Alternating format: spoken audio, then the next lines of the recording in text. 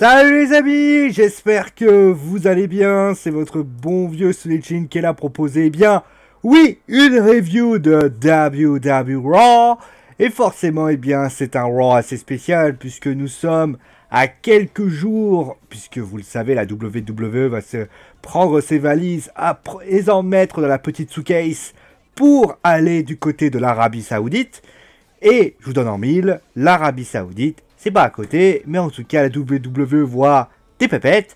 Et ils iront donc faire Greatest Royal Rumble. Donc ça sera vendredi, aux alentours de 17 h, si je me souviens bien. Ça se terminera, c'est un show à près de 5 heures. Hein, ça va être un show assez élevé. Alors, je sais pas si je vous ferai... comment ça va se passer. On verra si Geek and Sport fait quelque chose particulièrement là-dessus. On fera juste une review.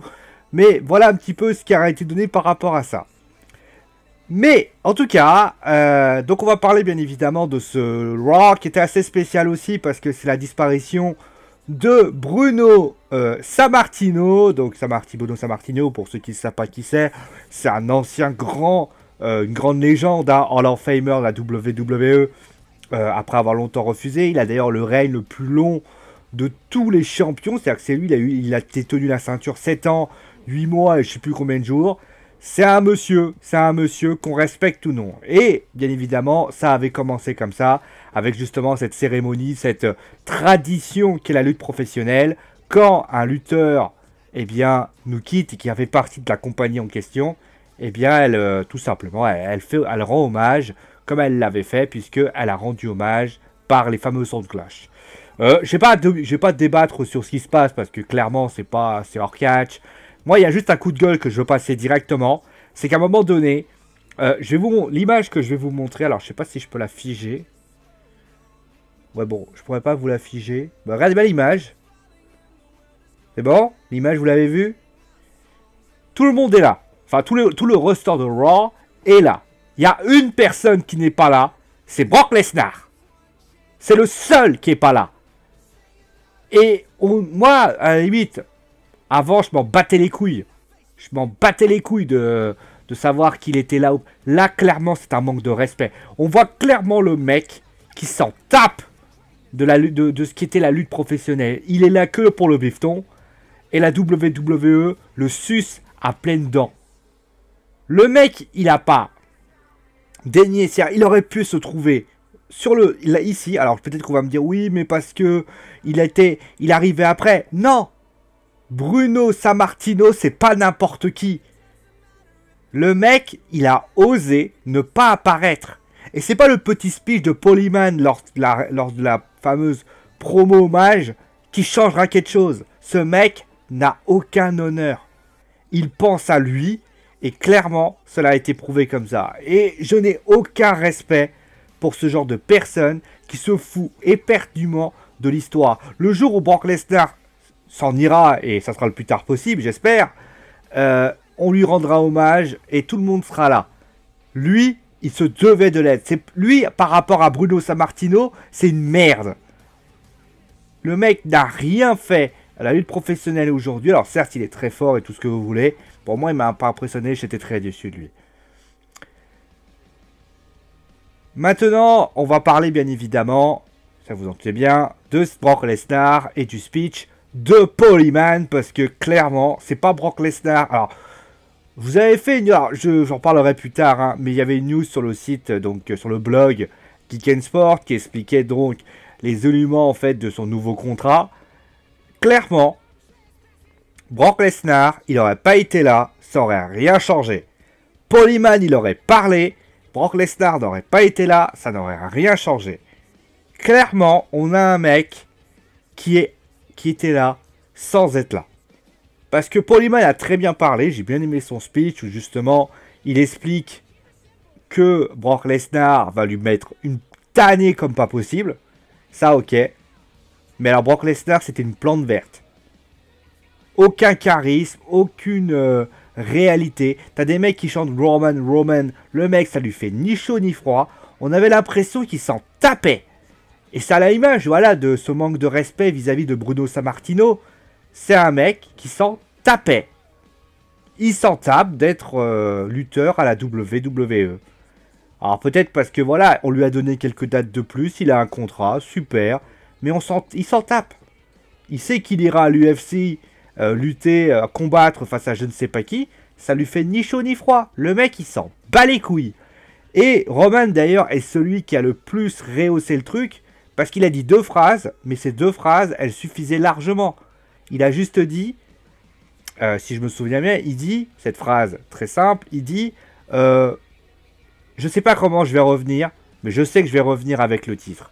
Ça suffisait, il n'y avait rien à dire de plus. Voilà. Clairement, moi, un mec qui m'a volontairement déçu et qui m'a pas montré vraiment le respect que doit avoir un grand champion. Voilà. La deuxième match, on a eu un match juste ensuite, donc c'était Elias qui faisait face à Bobby Roode. Donc il n'y a pas eu vraiment de chanson de Elias puisque Bobby Roode est arrivé tout de suite après. Alors, sur le match était sympathique. Bon, le genou de Bobby Roode m'a un peu inquiété, mais en tout cas, le match était sympathique. Par contre, le résultat me gêne un peu. Le résultat me gêne un peu, et je vais vous expliquer pourquoi. Parce que, bah, on le devine tous, Bobby Roode vient d'arriver. C'est un lutteur qui est récent. D'ailleurs, pour information, alors, Jinder, c'était plus SmackDown contre SmackDown, ex-SmackDown en fait. Mais tous les lutteurs de SmackDown ont tous perdu. Tous les lutteurs de SmackDown ont tous perdu. Kevin Owens, Sami Zayn, ils ont perdu. Elias a battu Bobby Roode. Que je me souvienne bien, pas au niveau lutteur. Jinder Mahal, bon là c'est particulier parce qu'il a perdu contre Chad Gable. Les Ascension ont perdu contre les Woken Warriors ou Matt Woken Hardys et Bray Wyatt. Il n'y a pas une... Limite, on aurait eu l'impression que du côté de Raw, c'était une manière de dire à SmackDown, écoutez, vos mecs, on les a ramenés, mais c'est de la merde et on les a fait comprendre. Bobby Roode, il a perdu alors que c'était pas forcément obligatoire qu'il perde. Alors, il perd pas avec non plus le déshonneur, puisqu'il perd avec une roublardise de Elias. Mais, est-ce que c'était vraiment utile? Est-ce que c'était vraiment utile de le faire perdre? On aurait pu peut-être un Glorious DDT. Après, je pense qu'ils vont partir en rivalité tous les deux. Mais c'est vrai que ça paraît quand même assez étrange de voir qu'à SmackDown, tous les lutteurs, ex-lutteurs SmackDown, ont tous pris la poussière dans ce show. Et ça, j'ai trouvé ça quand même assez étonnant. D'ailleurs, justement, en parlant de ça, bon, j'ai vu très rapidement au niveau des Woken Warriors qui ont battu les Ascension. Pas de surprise, il n'y a rien à dire de plus. Moi, je suis pas étonné et j'ai trouvé ça... De toute façon, les Ascension, ils sont là pour jobber, hein, clairement. Et ça a été prouvé par cette défaite, qui est moins humiliante que je pensais, parce que voilà, ils ont quand même fait figuration, les Ascension, mais évidemment, c'est pas là qu'ils allaient gagner. Je pense que les Ascension, va falloir attendre quelques mois pour vraiment voir ce qu'ils vont faire. Mais clairement, aussi d'ailleurs, absence des Breezango, qui n'étaient pas là du tout. On voulait sans doute faire un truc assez dark. Les Breezango, il ne faut pas les mettre en plus simplement des Lord Container. Attention, ça risque de faire très très mal aux fesses. Et donc, il y a eu la deuxième heure qui est passée, avec notamment, eh bien, le Sami et Kevin Owens Show. Le Sami et Kevin Show, pardon. Clairement, très bon segment. J'ai trouvé notamment que les deux... Alors, la manière... je voulais l'image d'ailleurs. La position d'ailleurs qui est fait très radio, et ça j'aime bien. Ça fait penser un petit peu justement à toutes ces radios, ces podcasts. Et notamment, il y a un beau jeu d'acteurs entre Sami et Kevin. On voit notamment par la petite phrase de Kevin qui dit, où tu vois Kevin qui dit, vous savez pas pourquoi il faut que vous regardiez The Greatest Royal Rumble. Et là le mec te répond, oui mais peut-être qu'il faut le regarder pour, je sais pas, parce que il y a l'Undertaker, il y a Rusev qui a été, sa femme a accepté qu'il affronte l'Undertaker. Non. Parce qu'il y a les 50 superstars. Non. Je sais. Parce qu'on va voler le show. Yep. Voilà. Quand Kurt Angle arrive aussi, quand il fait sa recherche, ça, il fait 5 enfants. On a oublié un. Bon, attends. Là, il fait son petit comptage. Il fait, bon, il y a 5. Ah oui, tu as oublié Jason Jordan. Et là, t'as Sami qui envoie une pique, mais magnifique. Oui, c'est vrai. D'un côté, il l'avait oublié. Ça faisait tellement longtemps qu'il l'avait oublié que finalement, c'est pas grave. Ça, j'ai trouvé ça exceptionnel. Kurt Angle, en fait, il était là. Mais il s'en est pris plein la tête. Il a juste bon, il a balancé Braun Strowman, Bobby Lashley. Mais moi, j'ai trouvé cette scène très bonne. Honnêtement, c'est très très bien. Et je trouve que, voilà, les deux... Alors, il faudra voir comment on va les utiliser à l'avenir. Mais j'ai ce sentiment qu'ils ont un vrai coffre. Et qu'il va falloir tenter de bien réfléchir à comment les mettre. Mais moi, je trouve que au niveau implication... Sami et Kev, honnêtement, ils m'ont vraiment épaté. Au moins, le Miz a été, comme qui dirait, un peu remplacé par ce show. Faudra voir comment le Miz s'en sortira là-bas, mais en tout cas, j'ai bien aimé ce petit duo qui était quand même assez sympathique. Bon, Bobby Lashley, Braun Strowman, on va en parler rapidement. Bah, ça a été... En fait, ouais, le match était sympa, honnêtement, mais clairement, Bobby Lashley, Braun Strowman, il y avait peu de chances qu'ils perdent. Un peu surpris quand même que Braun Strowman, ça ne soit pas lui qui prenne le tombé. Moi, j'aurais préféré. J'aurais préféré parce que Bobby vient d'arriver. Mais finalement, il est... Alors, il y a deux possibilités. Soit on veut mettre en avant Braun Strowman, ou alors deuxième possibilité, c'est parce que on veut que Bobby Lashley, on le garde secret, le temps de le faire monter plus tard. Ce qui peut être une éventualité. Mais attention, la mayonnaise peut vite redescendre, et on a vu notamment que le public suit bien Bobby. Mais attention, Bobby, il n'est pas éternel, hein, il va peut-être s'en sortir. On va parler bien évidemment de... Alors, parlons quand même de cette équipe, parce que moi, je la trouve très intéressante. Alors, elle est assez atypique, parce que clairement, moi, je ne les voyais pas ensemble. La team Dolph Ziggler, Drew McIntyre. Je suis quand même assez étonné par cette équipe. Et je trouve que cette équipe... Alors, je sais que Dolph Ziggler, je pense qu'il a un rôle de... Voilà, de faire monter Drew McIntyre. Mais Drew, je le trouve très bon. Déjà au niveau speech, le fan speech est très très bien. Honnêtement, quand il parle avec une manière une sorte de façon très posée, je trouve ça très très intéressant. Franchement, il y a une zen attitude. Je l'ai trouvé très bon. Très bon, pardon. Il parle bien, Justement, il fait référence à sa vie passée en tant que lutteur à la WWE. Franchement, moi, il m'a épaté. Mais, en plus de ça, je trouve que son faciès, sa position est très bonne. Et j'ai même parfois l'impression que Dolph Ziggler fait un peu plus tâche, en fait. C'est que Drew McIntyre, quand il arrive, il y a un regard. Tu vois que l'effet TNA lui a fait énormément de bien. On sent que, voilà, il a pu vraiment façonner son personnage. Il a pu façonner ce qu'il était.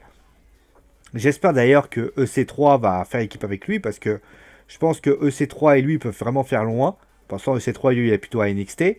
Et bien, Dolphy, je l'ai trouvé moins intéressant. Attention, je suis pas en train de dire que Dolph Ziggler n'est pas intéressant. Ça reste un lutteur très impressionnant. Ça reste un très bon lutteur. Mais moi, je trouve que Drew, il n'a pas fait grand chose. Il a pas. Alors, je sais plus si c'est qui c'est qui a fait le tombé. Attends, je regarde. Ah oui, ils ont fait un tweet finish en duo. Mais clairement, moi, franchement, j'aime bien. Faudra voir comment Drew McIntyre va emmener le truc. Mais alors, la musique écossaise aussi est pas mal. Ils ont pas remis sa vieille musique. Très très bien, bravo à lui. Que je me souvienne bien d'ailleurs, je crois qu'il était face à NXT, il est parti du côté heel à maintenant.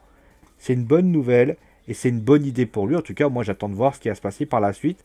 Et ça reste une nouvelle équipe. Moi justement, je parlais de ça, de cette équipe, de ce manque de tag team.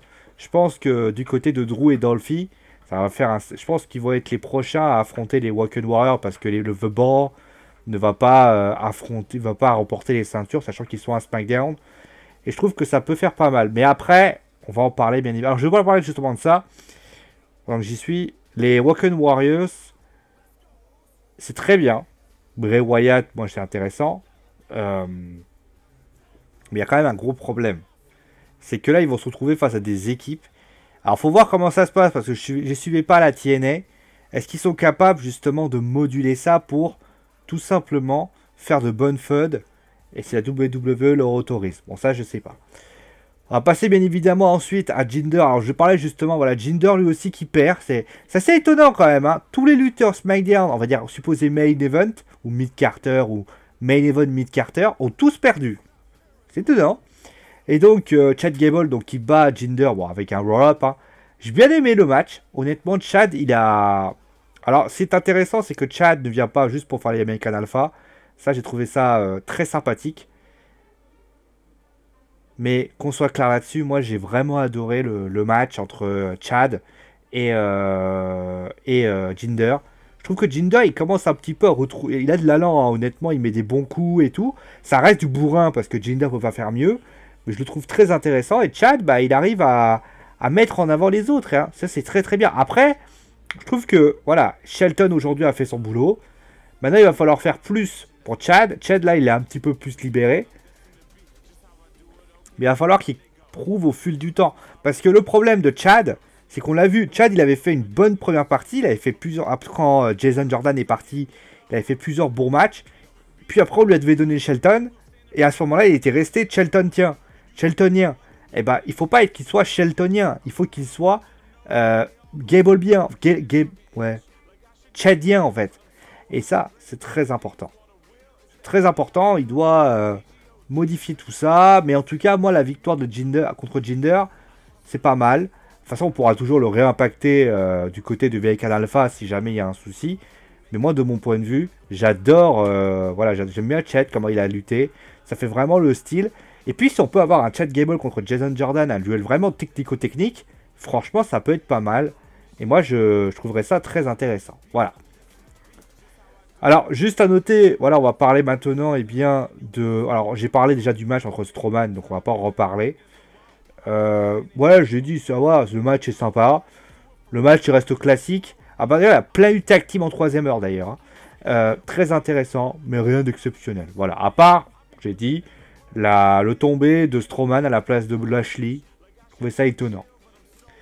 On va parler bien sûr du mistourage. Alors, ça serait bien qu'il change de terme. Alors, je pense qu'ils vont le changer très prochainement. Parce que le Miz est parti. Ça sert plus à rien de l'appeler le mistourage. D'ailleurs, en plus, ils ont essayé voilà, de faire copain-copain avec Rollins et Baylor. Finalement, ça s'est pas bien passé. D'ailleurs, ils ont trahi le Miz. La semaine dernière, ils auraient pu jouer dessus. Dire, bon, ben voilà, on va penser à nous, on va faire une tag team. Non, ils sont en train de se jouer un peu les SDF parce qu'ils veulent un patron. Un peu con. Bon, de mon point de vue, le match est... Bon, de toute façon, ça va Rollins Finn Baylor, ça peut être que bon. La défaite contre le mistourage, pas étonnant. Hein, clairement, la défaite du mistourage, pas étonnant. Attention quand même à pas les mettre en dépouche parce que le Miz est plus là. Ça serait dommage parce que le Miz... Les mettre en tag team, ça peut être pas mal. Je trouve que c'est une bonne équipe. C'est une équipe qui peut apporter quelque chose. Mais va falloir quand même essayer de modifier les choses parce que là, ils sont trop misés. Va falloir modifier tout ça. Mais en tout cas, moi, j'ai confiance en cette équipe. Mais il faudra voir comment ça se passe parce que c'est vrai que... Les redonner leur ancienne gimmick. La Axel Mania avec Bo Dallas, je vois pas trop l'intérêt. Voilà, on revient. Bon, vous avez peut-être pu le remarquer. Quelques petits soucis. Bon, pour terminer avec le 10 Tag Team. Alors, clairement. Attendez, je vais baisser un peu le son. Là. Il est mignon, lui, Baron. Voilà. Clairement, le Tag Team qui n'a servi juste à mettre en avant Ronda Rousey. Il a servi à rien ce match. En fait, on a mis tout le roster principal de féminin, de Raw, pour finalement t'expliquer à A plus B que Ronda, c'est elle qui va être mise en avant. Parce que c'est Ronda qui a le dernier mot dans l'histoire. C'est-à-dire que Nia, qui est championne féminine de Raw, fait un saut, bon, ce qu'on veut. Mais moi, j'ai trouvé... Alors, clairement, il y a deux personnes qui ont été mises en avant, on va quand même le dire. Un, Alexa, avec le fameux... Alors, comment ça s'appelle? Attends, je vais vous prendre le bon nom. Alors, Amber qui se motive. A Moment of Bliss, voilà. C'est pas mal, j'ai bien aimé. Mais alors, clairement, Sasha, Bayley, ils sont pas... On sait toujours pas s'ils sont copines ou pas. Déjà, un. Ensuite, Natalia... Alors, oui, voilà, Natalia a été mise en avant indirectement. Mais la WWE, clairement, ils font ça à la division féminine en disant, vous savez quoi? On a une lutteuse qui... Enfin, ouais. On a une lutteuse qui s'appelle Ronda maintenant. Vous, allez ailleurs, allez ailleurs. Moi, je suis à la place de Sasha, de Bayley, d'Alexa. Les mecs, ils se accrochent, ils se battent. Les meufs, elles se battent sur le ring. Ils s'accrochent et tout. Les Ember Moon et tout. En fait, non. Parce que, clairement, vous allez vous souvenir de quoi de ce match? Du fait que Natalya s'est blessée à la jambe? Ben non, vous allez vous souvenir que Ronda est intervenue pour aider Natalya. Clairement, autant mettre Ronda. En plus, d'ailleurs, j'ai l'impression que la WWE ne veut pas faire lutter Ronda en show weekly. Ça va être un truc unique. Parce que je suis désolé, Ronda, alors vous allez voir, à Paris, elle sera là, elle va pas lutter. Hein. Déjà, arrêtez de croire qu'elle va lutter. Hein. Mais clairement, Ronda, ça a été que ça, ce match. On a mis les 10, on a dit, non mais alors, vous savez quoi? Écartez-vous, il y a Ronda qui arrive. Je suis désolé. Ronda, c'est pas le centre du monde. J'aimais bien comment ça se passait du côté avant WrestleMania. On voyait que Ronda, elle était mise en avant, mais à sa feu d'elle. Là, on a clairement, on lui a dit, bon, vous savez quoi? Écartez-vous, c'est Ronda la numéro 1. Moi, je suis Naya, je le prends super mal. Moi, je suis Alexa qui a porté la division féminine, je le prends très mal. Sasha et Bayley, n'en parlons pas. Bon, pour les anciennes, à la limite, pas grave. Et moi, je trouvais ça clairement pitoyable. Voilà. Bon, ben voilà, enfin, finalement, un show. Alors, le match, j'ai même pas envie de le dire, parce que je trouve que le match est pofissime. Mais bon, voilà, on va dire que, clairement, un show qui était intéressant, mais qui n'est pas épicé. On n'est pas plus épique, n'est pas plus épaté que ça. Ça, c'est bien dommage. Bon, allez, merci à vous tous en tout cas d'avoir suivi l'émission. Je vous souhaite bien sûr une bonne soirée. La vidéo n'arrivera sans doute pas à 21h, hein, parce qu'à mon avis, il faut que je la produise et tout, et c'est pas gagné. En tout cas, moi, je vous fais des gros bisous, et je vous dis à très vite, bien évidemment, pour une nouvelle émission sur Geek & Sport. Allez, ciao tout le monde!